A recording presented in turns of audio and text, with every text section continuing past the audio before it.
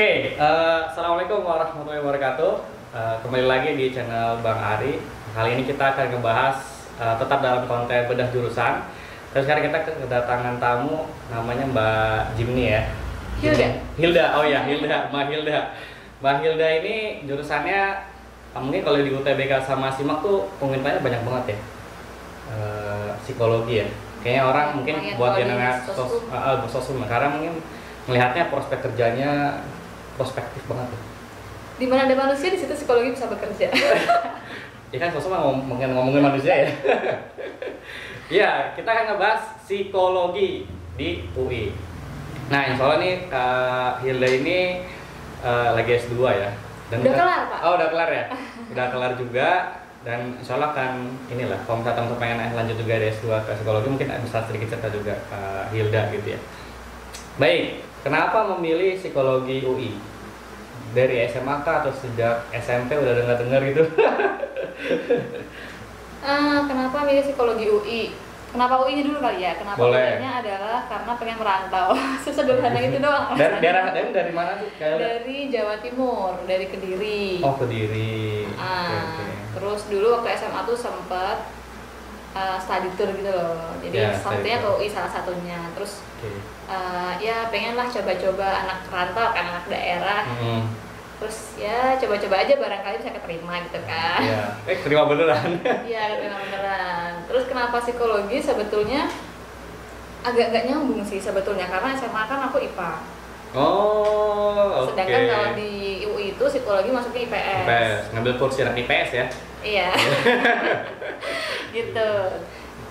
Cuman kenapa tertariknya dulu sederhana sebetulnya karena ngobrol sama alumni SMA di Kediri.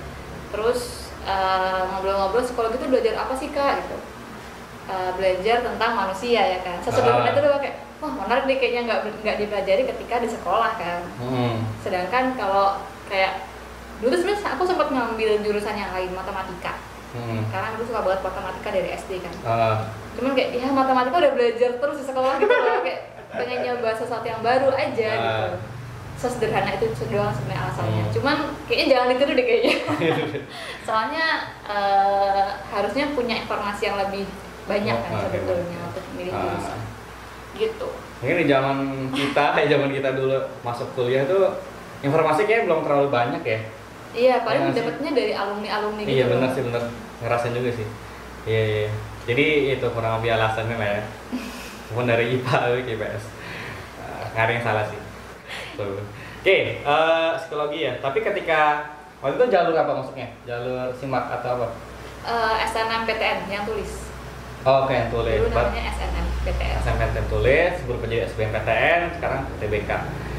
Pilihan pertama? Enggak. Pilihan kedua.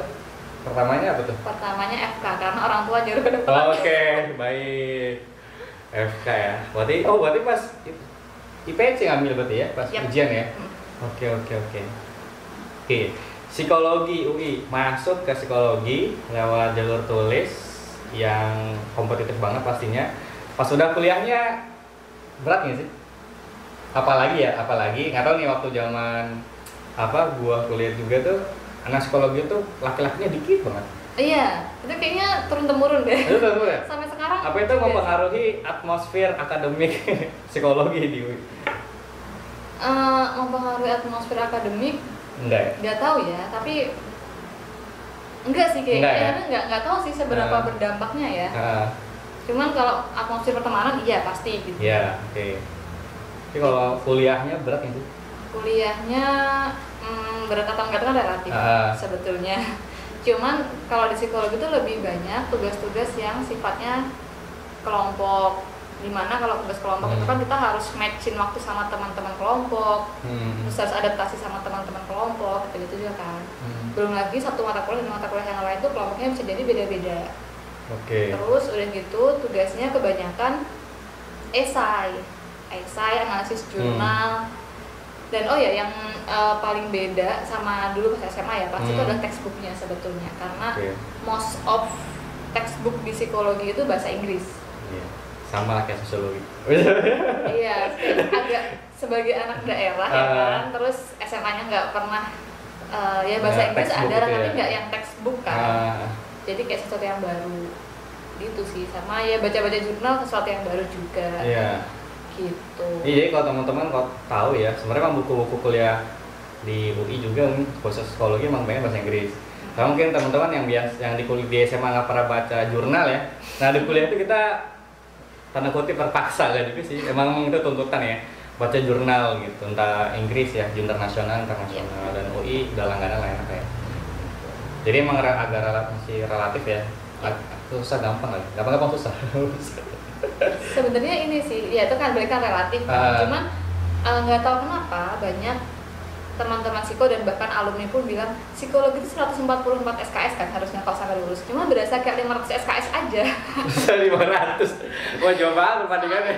Soalnya tadi kan tugasnya tuh banyak kan esai. Dimana kalau esai itu dan apalagi sosial kan harus ngumpulin sumber-sumber dulu, iya, baca baru bisa ngerjain betul. tugasnya. Jadi kayak semakin banyak aja dibandingkan mungkin kasih soal langsung yang bisa dijawab gitu loh.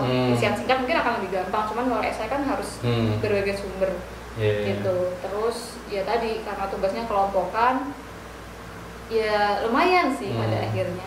Walaupun yang di kelompok mas ada aja orang-orang yang ada yang free rider itu. Iya, pasti ada lah. Pasti ada ya. Oke, nggak tahu sini waktu pas gua kuliah juga ya, dosen sosiologi bilang gini. Di UI itu yang khusus di sosum ya, 2 jurusan yang apa, kalau ngomongin metodologi penelitian sosial itu sangat detail ya, sangat banyak apa, bahkan di kuliahnya beberapa semester itu cuma sosiologi sama psikologi. Bener ya? Jadi psikologi itu metodologi penelitiannya itu buat teman-teman ini buat skripsi ya, buat penelitian gitu ya. MPS itu seberapa ini sih di psikologi? Apa momok gitu atau apa gitu? Ya semakin kesini semakin jadi momok sih ya. Jadi momok ya? Cerita dari adik-adik, cuma ya baik lagi kan tergantung orangnya. Kalau di zamannya aku, FYI aku angkatan 2010 ya S1-nya, jadi mungkin akan beda sistem dengan yang sekarang. Itu ada 3 semester bahas Penstat, metodologi penelitian dan statistik. 3 semester, terus semester berikutnya itu ada pengantar pengukuran psikologi, semester berikutnya ada konstruksi atur psikologi. Jadi buat yang teman-teman aku ada yang aku tuh milih psikologi karena menghindari matematika ya kan, ternyata dengan statistik setiap semester. Iya betul. Gitu. Ya kalau di sosum tuh matematika masih ada ya, namanya statistik sosial gitu ya. Tapi nggak yang hitung-hitung banget. Paling cuman ini mungkin kalau di awal pakai aplikasi SPSS ya. Iya benar. SPSS. Oke baik. Oke. Berikutnya mungkin Mbak Hilda ini bisa juga ceritakan sih.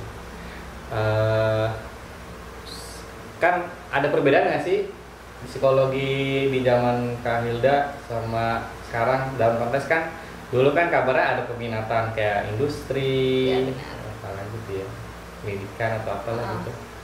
Iya, kalau dulu di angkatan aku 2010 itu kita masih di semester kelima. Semester kelima kita baru semester 5 ya kalau nggak salah. Semester 5 tuh kita disuruh milih 2 dari 5 peminatan yang ada. Peminatan itu ada pendidikan, terus perkembangan atau klinis anak, terus klinis, industri organisasi, sama sosial. Itu jadi kita disuruh milih 2 dari 5 itu. Ada 5 ya? Itu dulu ini kira cuma ada 3. Ada 5 ternyata. Ada 5. Seingat aku ada 5. Terus mulai 2012 kalau nggak salah tuh dihapuskan, jadi tidak ada peminatan. Yang artinya belajar semuanya itu gitu. Cuman ya mungkin tidak semendalam ketika ada peminatan pada akhirnya.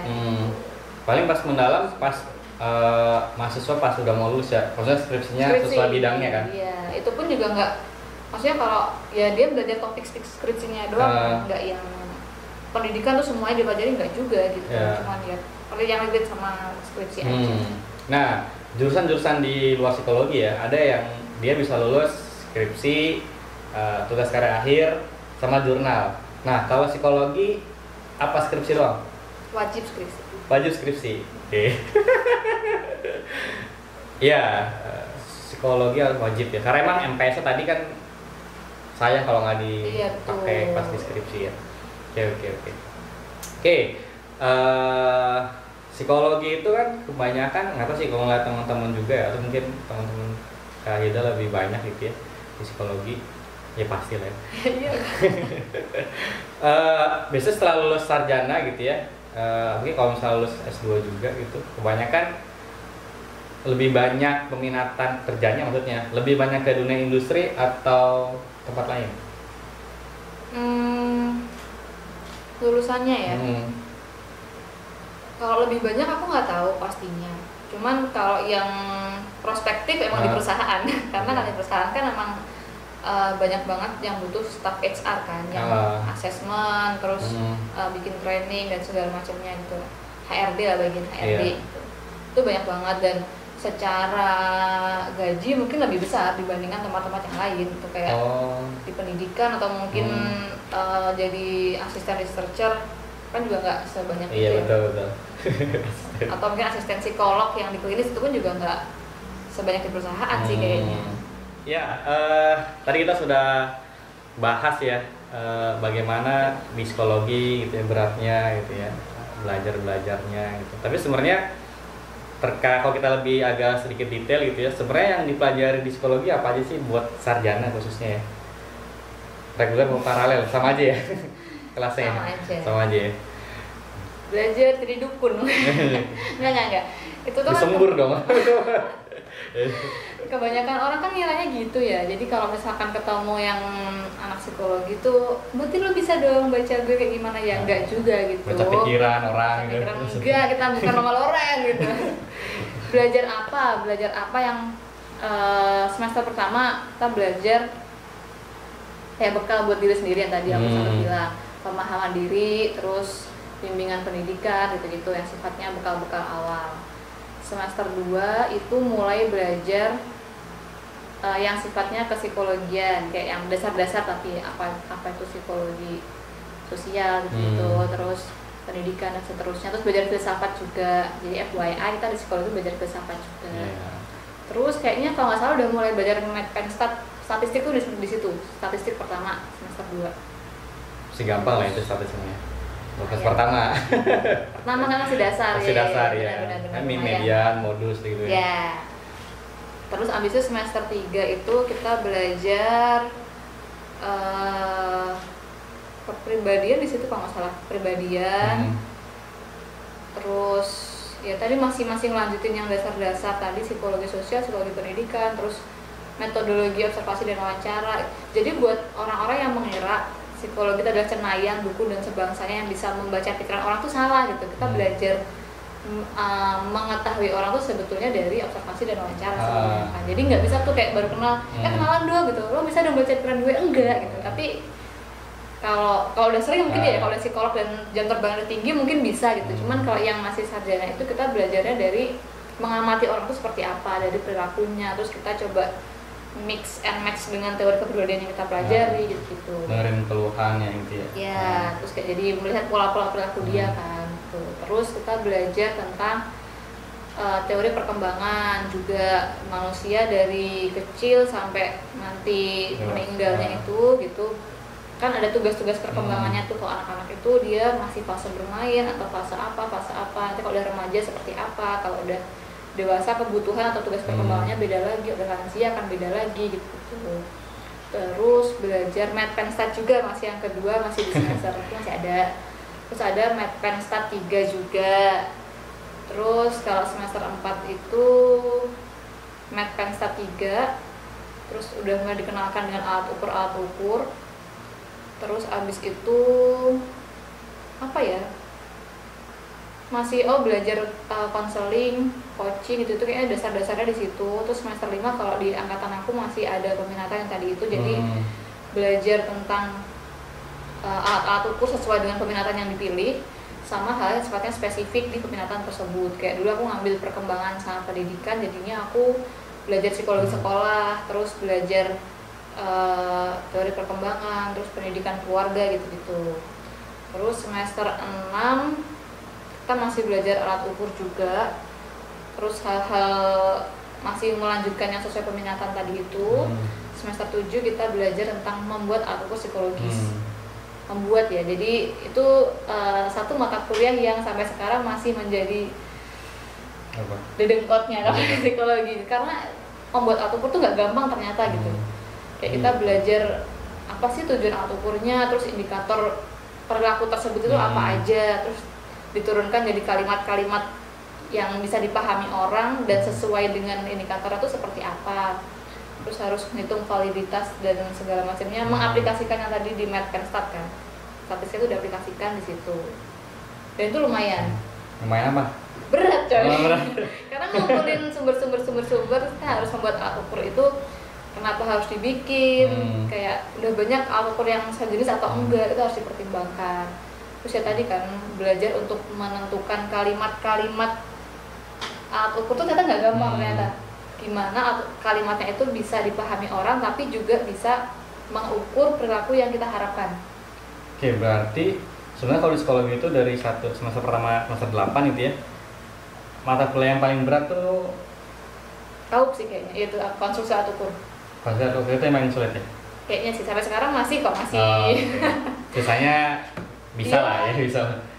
3 atau 4 SKS gitu, tapi di luarnya itu tuh banyak gitu yang dikerjakan kayak kita bikin sekedar latar belakang aja tuh ya, kenapa bikin alat ukur ini tuh dibahas habis-habisan sama dosen, emang sepenting itu kenapa gitu, bikin alat ukur itu seberapa diperlukan, terus emang nggak ada alat ukur yang lagi yang udah mengukur hal tersebut gitu. Ini kan harus membandingin studi-studi sebelumnya kan sama teori-teori gitu ya. Jadi emang harus suka teori ya kalau udah di sosum. Iya benar. Nah ini ada pertanyaan menarik sebenarnya. Ini ada sebuah apa ya, fakta benar ya. Jadi ada stasiun TV, ini mungkin konfirmasi juga ya. Ada stasiun TV, dia dibilang seorang psikolog perempuan gitu ya. Tapi dia masuk ke sebuah acara yang agak mistis itu. Terus entah emang ini typo stasiun TV-nya atau gimana ya. Terus kan kalau misalnya kita lagi acara itu kan ada nama sama profesinya gitu ya. Terus dia nyebut tuh di TV, stasiun TV-nya si A misalnya. Terus bawahnya bilang psikolog gaib. Pertanyaannya adalah apakah di psikologi belajar ilmu gaib? Aduh. Dia bilang apa? Wah ini saya mengalami aura-aura negatif. Itu sebenarnya apakah ada profesi-profesi, apa kita nggak hanya dibuat ilmu TV ya, mungkin typo atau apa husnuzonnya gitu ya, psikologi gaib. Tapi emang ada mata kuliah yang mengarah ke sana gitu? Enggak ada ya? Enggak. Makanya tadi kan aku bilang kalau misalkan ada orang yang mengira kita bisa baca pikiran, kita bisa sekali lihat orang kenalan langsung bisa mengetahui kepribadiannya seperti apa, tuh enggak. Kita itu psikologi itu bisa melihat atau menganalisa seseorang ya karena tadi basicnya kan dapat kan, observasinya tuh kita detail gitu loh. Kayak indra keenam ya?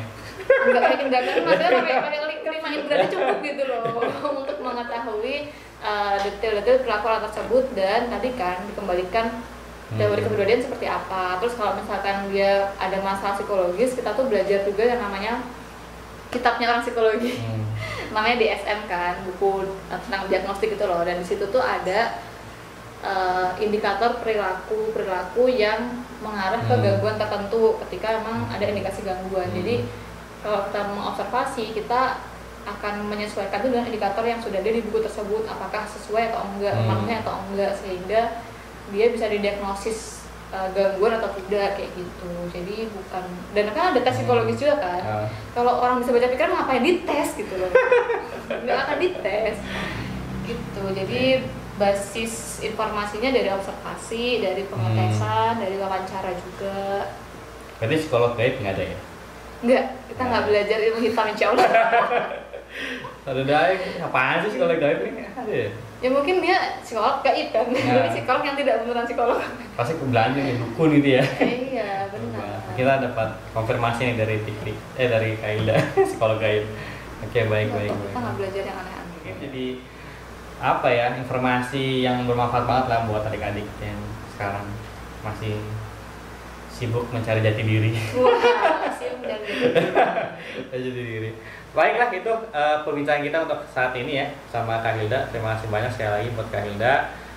Oke, guys, terima kasih banyak yang sudah menonton. Jangan lupa di like, share, komen, di subscribe juga untuk mendukung channel ini. Terima kasih banyak, sampai jumpa lagi. Assalamualaikum warahmatullahi wabarakatuh. Waalaikumsalam warahmatullahi wabarakatuh.